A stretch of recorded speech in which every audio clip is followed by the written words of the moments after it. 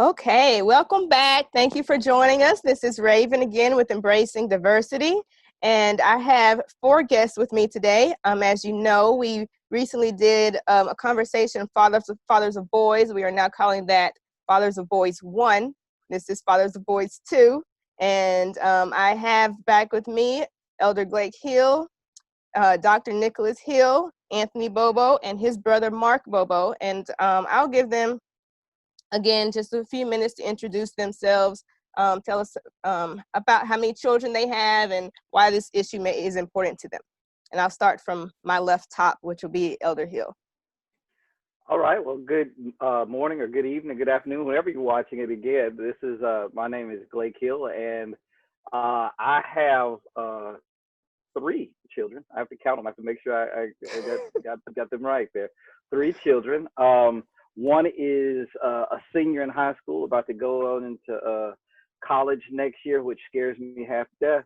The other one is 12, that is about to be 13, and you could hear his voice starting to change and everything. And then I have my baby girl, which just that one really makes me afraid. There is 11, about to be 12 next year. So I have three teenagers or emerging teenagers, and that is why I feel passionate about this particular issue, because that is, to me, that is a very challenging period that we're working with. So I'm happy to be here. And then we'll go to Nick. Good day, everyone. I'm excited to be here. This is a topic because I am the father of four boys. How old? 13 just turned, 11 just turned. We have one that's 6 now, about to be 7. And we have one that's 4, and at the end of this year, it's about to be 5. I put them all compact together. If I can get that 4-year-old to that 18, oh, we about to go on some trips. This is going to be so much fun. But one of the things that I'm concerned about, and really, I guess my purpose is that we have the future of Black men in this household. So what are the ways and directions that we can help influence and help impact? And because of that, I am committed to this issue, and I'm excited about what is going to happen, right? So I have optimism in the forefront as well. So once again, Nicholas Hill, my profession is Dean of the School of Business at Claflin University in Orangeburg, South Carolina. And Mark? Hey, good morning, Pastor Mark Bobo. Pleasure to be here with you all today. I have 4 children. My oldest is a graduating senior in Baldwin Wallace. And then my boys are in the middle. I have a 14-year-old and a 9-year-old, and I have a little baby girl who is 5. So this is very excited about today's conversation, learn and grow with these fine gentlemen that I'm here with today. But I too share that same sentiment that Nick shared in regards to the future of Black men. I'm investing in that in my own way, in my household, and also trying to make some impact with the young men in the community that I serve with. So excited about today's conversation, and thank you for allowing me to be here with you today. Thank you. Anthony? Hi, Anthony Bobo. I am the father of 2 children. My son is 13 and my daughter is 15, going on 16. And the challenges of both of those ends, right? And especially in our county, we're doing virtual learning, and my wife and I both are at home working too. So it's an interesting time. So my passion towards this is I do a lot of mentoring, and I hate the fact that what you're seeing right now are 4 Black men that are positively influencing their families, and the young men is not talked about enough. It's seen as if it doesn't happen. And so I'm hoping that this conversation will lend to broader conversations about those of us that are doing the right thing and are striving to do our best to do that influence, not only in our homes, but also in community. Thank you guys, and I appreciate you guys being here. For those of you who may not notice, Elder Blake and Nicholas Hill are brothers, and Mark and Anthony Bobo are brothers. So this is going to be a dynamic and fun conversation, and I'm excited about it. We all knew the Bobos were brothers. Now you didn't see that they look alike, so there was no. Everybody knew that.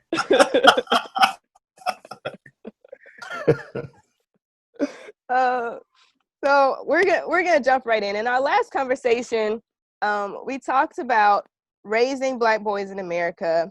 We talked a little bit. We brought in the history. We talked about racism and prejudice, and we had a dynamic conversation. There was a little bit of, I guess, disagreement-ish on the concept of diversity, and there's a relatively new conversation that I've heard a lot going on in the Black community as to whether or not we are better separated or integrated. And of course, Embracing Diversity obviously believes in diversity, but this is a real conversation. And if we're being honest, a lot of people are afraid of the diversity. So I want to kind of go there and let's discuss it. What do you guys think? Should we integrate, assimilate, which are two different things, and or are we better separated? So we know we want Pastor Hill to jump into this first, right? We already know it. And I know he's itching, so I just thought I'd give him permission. No. This wasn't my fault. This wasn't my fault, So, I'm so glad I picked this background. I'm so glad. That's what I'm glad you picked that background too. Perfect. The inner conflict that's going. Inner conflict. So yeah, the argument always starts off for me. Every time I hear that argument, people make the argument. They always start with Martin kept talking about, I think I'm integrating my people into a burning house. That was always his conversation with Harry Belafonte. Here is, I guess, I think the concept of integration is of togetherness. I believe the Bible. I believe Christ has made us all one. I believe that concept. The messy part is how we get there. That's where the messy part gets to. And I think, honestly, I think we've done diversity lazy. Here's what the burden of diversity is always, for some reason, on the back of Black folks. We the ones because here's the thing, we keep talking about reconciliation. We don't have a reconciliation problem. If I walk up and slap you and run, we don't have a reconciliation problem. There's nothing we need to talk about. You just need to apologize for slapping me and make that right. But for some reason, we live in a country that has spent 400 years building this system in place, and now the system wants to say, just leave everything the way it is and come on back and join. Well, you spent 400 years taking my money, putting it into your institutions, and taking your mentality and putting it into my children and into generations and generations.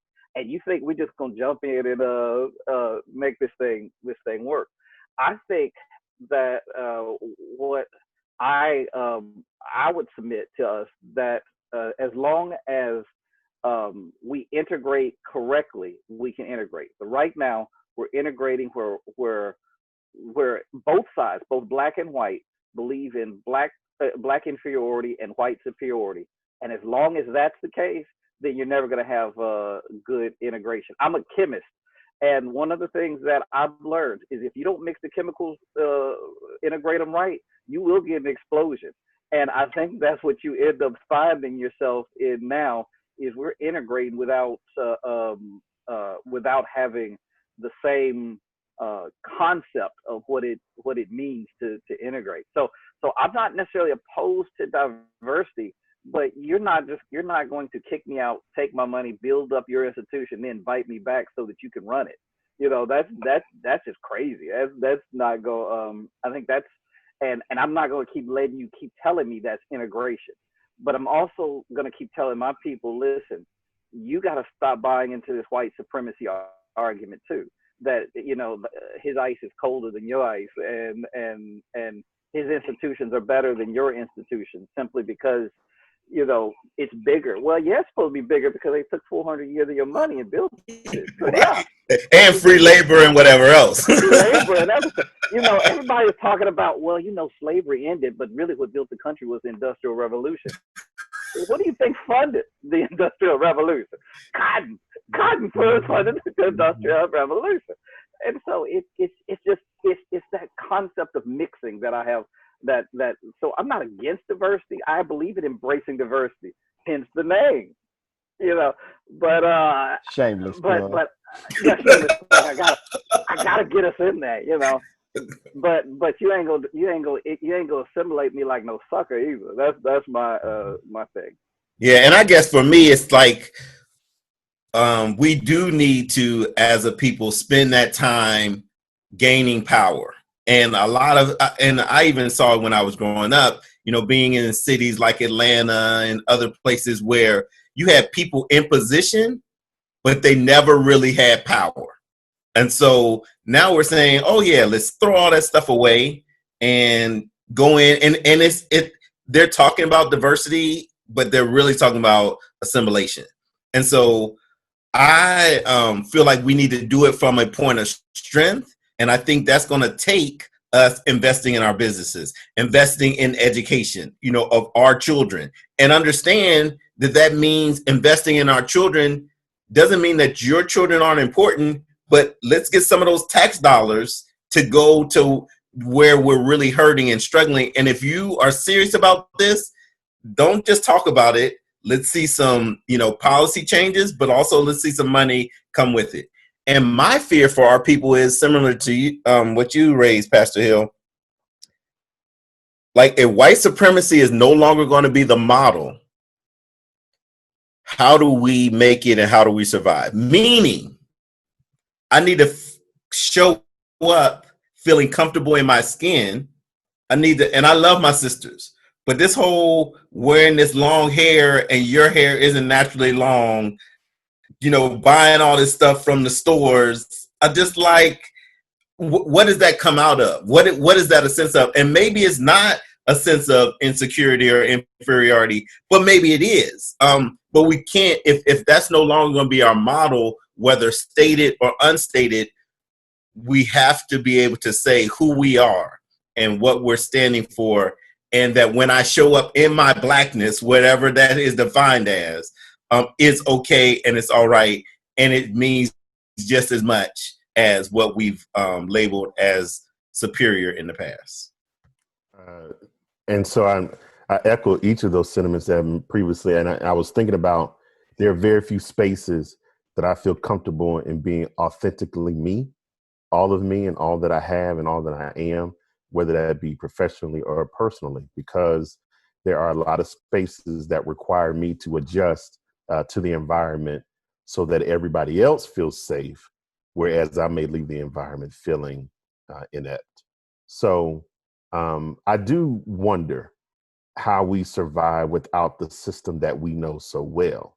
And let's be honest, none of us, not going to say none of us, but a lot of times as people, we don't feel comfortable getting out of our comfort zone, even when white supremacy is the name of the comfort zone. If that's all we know, if that's all we understand, then I am comfortable, and I probably have seen some level of success in this system.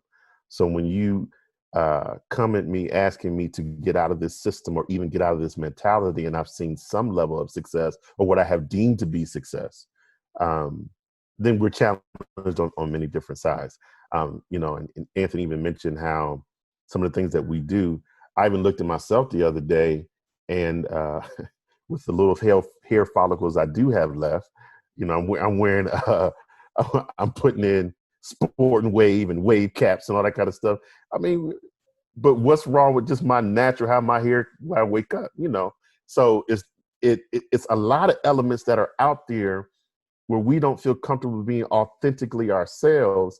And I think it does speak to, respectfully, a brokenness in our mentality that is still permeating generations down the line. And so I just think that's something that we all have to consider. And with diversity, I believe it allows everybody to be authentically themselves, comfortably and accepted. Well, Mark, I do feel your pain, man. I done lost so many follicles. I don't know what I can wear to get them back. So I just said I embraced it. I embraced the baldness, right, completely. Uh, and so let me kind of articulate my feelings about it, and in a way that I think everybody kind of shared was right now the question becomes: do you quote unquote separate, integrate, or assimilate? Right. So those are really the options for success for a race. So how do you start to educate, train, and place yourself in positions to where you can kind of be successful? And from a holistic race perspective, uh, unless you can control your economic situation, you can't completely separate. Right. It's going to be if you don't have no land to farm on, you got to go to the grocery store, right? So we got to have the difficult conversation with ownership. We got to have the difficult conversations with us mentally. What does that mean to be authentic ourselves and be comfortable? And how do we start to economically empower those around us to do that? I think that's a first thing with the whole question of separation. With integration, I think that Blake, you said it best, is that they're asking you to come in, right? Because they're in power. They're not asking from really, they're asking for assimilation. They want you to come in, accept who they are, make sure that you wear the type of suit. You can't, like you say, wear your hair a certain way. You can't even dress a certain way in order to come into this particular system that has been built based on a Eurocentric type approach. And so I think that it's going to be increasingly difficult to quote unquote integrate, which means that we have a complete blending and sharing of diverse thought and ideas and resources. But I think that what we're moving to is a complete assimilation where, I'm losing my identity. I don't know if it is okay to dress in a kinked cloth for Black History Month, right? Going to work. You can't do that at IBM or at Google without them saying, hey, what's going on? So I would say to what we are talking about, that we must first think about what is it that we're trying to do, and then we can kind of move forward with that. And I guess, is there going to be a collective, what are we trying to do? And is that okay? Like, do other communities have a collective, what are we trying to do? I'm proposing the question because I'm not sure. Well, I think that you raising a good thing. I always say this: we haven't had our Black folk meeting yet to lay out our points in our plan. We hadn't had that yet. That hadn't occurred. One thing I think is bringing it up is like if someone has asked, what about reparations, right? We hadn't had the meeting to really discuss how much, what we needed for, So I do agree with you. But I will say is that in other communities, the system kind of showcase what the objectives of what the overall plan is, right? So other countries, other cultures, they have rules that are government, and it may be based on religious principles and beliefs and things like that, but they have a system in place of how they kind of move forward as a collective or cooperative type economic structure. Well, let me just throw this part in, because I think it's this is where the struggle is for me. Is so my oldest son is at the house one day, and he saw an old picture of me and Nick, I think, at the house, and we had our high top fades and shags. I don't know. That high top was. I'm dating myself. It's back when you had. But anyway, and the little shag on the back or whatever, right? And so he comes home, and after a talk with him, he comes to me and he wants to do a sponge on his head, right? Now I honestly have no idea. I had no idea what a sponge was. I was like, You know, I mean, what does that do? You know, I mean, you want to get this. I don't get it. And so he's rubbing the and it's twisting, right? And and at one half of me was really proud of him because he's embracing his, the natural kink and curl of his hair. The other half of me was scared for him because you go, okay, if you're walking down the street, how does how will the police look at you now? Because you don't assimilate into their picture of what a good citizen is as opposed to a thug. What will your teachers now say about you? Because now, are you now classified now as not as a good student, or are you now a problem child? When you go for your job interview, what do you will they look at you and now look at your natural hair choice and make that say? And so I'm sitting there, you know, relatively proud of him, for saying I want to embrace my natural, but he wants to follow in his daddy and uncle's footsteps and get at least he didn't do the shag. I was proud of him for not doing. Man, you should have let him get the shag, man. No, some things you need to let die and move on. And then We braid it. shouldn't have done it. We shouldn't have done it then. The Braid it. 80s were not kind to the shag. It was a bad idea then. It's a bad idea now. It's like the mohawk, but and so half of me was proud. Listen, do what you want to do. Embrace your hair. You don't have to look and act like everybody else. But then on the other hand, I'm like, man, I don't know how this goes. I'm worried about how that changes the perception of that. And Black America, fathers should not have to, even with their daughters, with their sons, we should not have to be worried about that, about if I accept my identity to be my identity, it puts my child at a disadvantage or at a risk because the system is designed to do it. And it's not just, it's so across the board that even Black folk have even said the same stuff. If you pull up your pants, you won't get shot. Obey the police, you won't get shot. If you weren't committing a crime, you won't get. Well, none of those things are true. Exactly. Yep. Let's just say maybe the police shouldn't shoot. It's kind of like saying, well, if telling a woman if you wouldn't be sexually assaulted if you dressed appropriately or said the right things. I mean, no. We need to teach brothers, listen, I'm sexually assaulted. That's really where your problem is, and it's the same thing with America. We keep giving these excuses, if you don't move quickly, don't do this, don't do that. It's like, well, why is every one of those a death sentence? Why is wearing my hair a certain way a death sentence? Why is, and so that's why I'm convinced that if we are going to really do this right, we've got to tear down the entire system and build it back up. We cannot integrate into the same system that we find ourselves in. Or purchase some land and completely separate from the system. There you go. That's a hard one to do, but that's the hard one to do.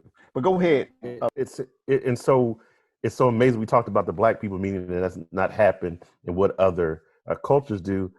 Our meeting is a meeting about survival, whereas other cultures are meeting about success. We're not even, we're trying to get the basics of, I want to breathe the next day. So do Say this that again, brother. Say that again. And I think that needs to be, preach, preacher. Preach. Go ahead, amen. The offering plate is out. But listen, but it's the agendas are different. We're talking about having our young men and women survive. And hopefully I'll have time to give them elements of success. And so when you're talking about that, I mean, if it is that question of, how do you survive and have something in this system, or are you make the hard choice of totally going, separating from that system? And that's a hard choice. I was even watching something yesterday, and Raven, I don't mean to name drop and, stop me, but, Dr. Boyce Watkins, we all know who this brother is, and he was just talking about how we have to have a black sit and a plan to totally leave, United States of America and start to look at success in other places.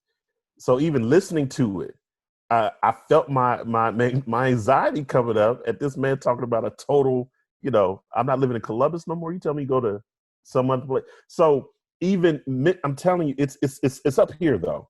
The mentality is where we have to begin to really change our people because it's really here before it spreads out anywhere else.